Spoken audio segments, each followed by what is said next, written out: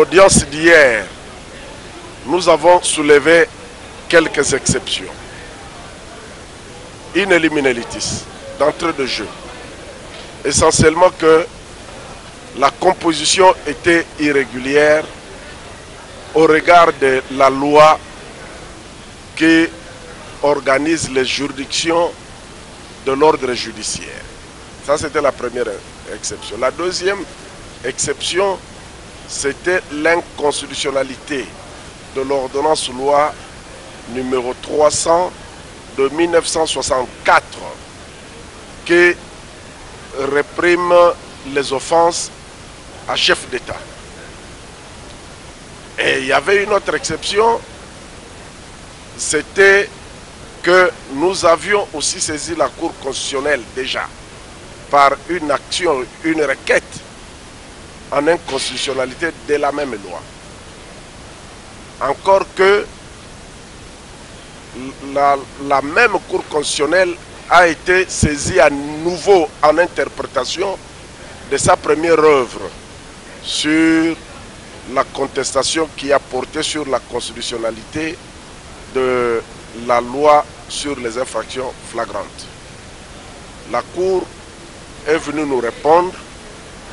Elle a dit que sa composition est régulière. Bon, convaincu ou pas, ça s'impose à nous parce que ici, elle tranche en premier et dernier ressort. Alors, pour l'inconstitutionnalité, la Cour a admis qu'il y a un problème de constitutionnalité. Elle est une cour de cassation, elle ne peut pas en connaître.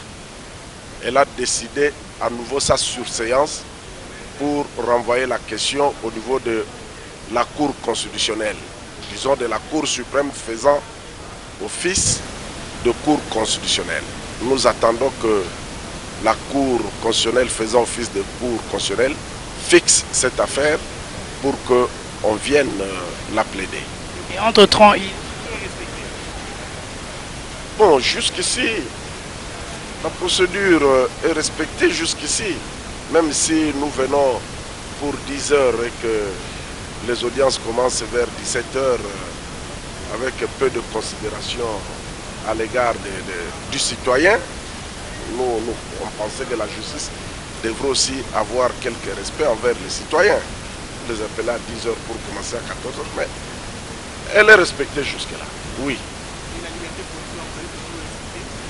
Mais hier, la Cour a rejeté notre demande de liberté provisoire. La Cour l'a motivé à sa façon. Nous nous inclinons devant les arrêts de la Cour suprême de justice qui tranchent en premier et dernier ressort. Il n'y a pas de recours. Si on était dans des juridictions inférieures, on aurait pu faire un recours, mais ici, il n'y a pas de recours. L'audience d'aujourd'hui a consisté à ce que la Cour suprême de justice puisse vider le préalable qui lui ont été soumis, notamment celle tendant à voir la Cour suprême de justice faisant office de Cour de cassation surseoir à statuer parce qu'une exception d'inconstitutionnalité a été soulevée contre l'ordonnance loi réprimant l'offense à chef d'État.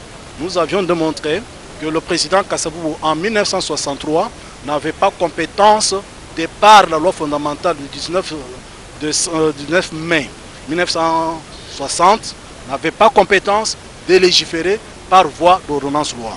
Donc cette prévention était un mécanisme que le président Kasavubu avait monté pour faire face à ses adversaires politiques. Et nous avions démontré que le pouvoir actuel qui se veut démocratique ne peut pas se servir de cet instrument juridique pour faire pression sur les opposants d'aujourd'hui. Et voilà pour la raison pour laquelle la Cour suprême de justice, faisant fonction de Cour de cassation, ayant reçu cette exception, a sursis à statuer jusqu'à ce que la Cour constitutionnelle, qui sera saisie bientôt, vide l'exception d'inconstitutionnalité dirigée contre la loi appelée à être appliquée à charge de l'honorable.